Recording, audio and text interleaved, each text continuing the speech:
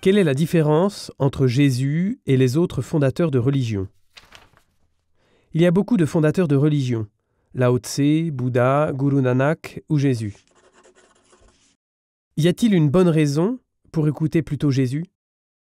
D'abord, il faut remarquer que Jésus est différent de tous les autres fondateurs de religion. Pourquoi? Eh bien, tous les autres parlent de Dieu, des dieux ou du divin, tandis que Jésus revendique pour soi d'être Dieu lui-même.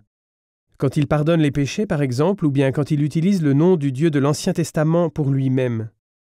Cette revendication incroyable de Jésus n'est pas une invention tardive de ses disciples. Elle est au cœur du conflit avec le judaïsme. Nous pouvons déjà exclure une chose.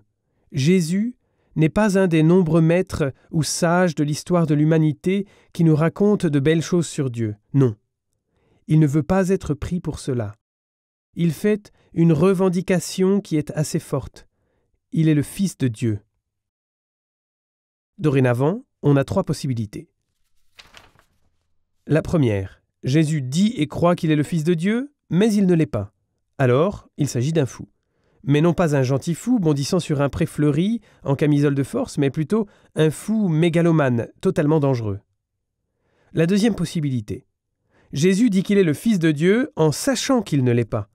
Alors Jésus est un menteur et un escroc qui égare les hommes par le blasphème.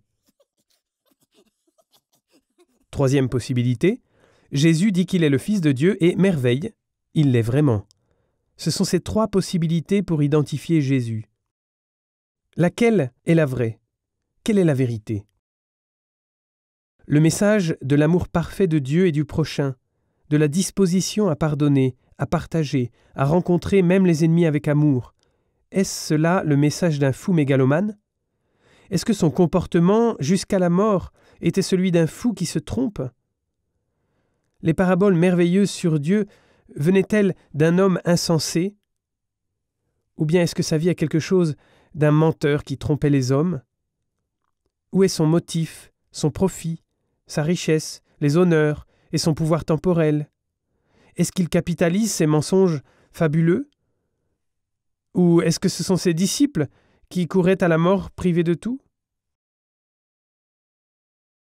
Ni le fou ni le menteur correspond vraiment avec la figure de Jésus. La clarté et la beauté de son message, est-ce que ce n'est pas cela plutôt qui correspond à sa revendication? Ses paroles et ses gestes ne sont-ils pas ceux du Fils de Dieu? Jésus, fou, menteur ou Fils de Dieu? Il n'y a pas beaucoup d'autres options.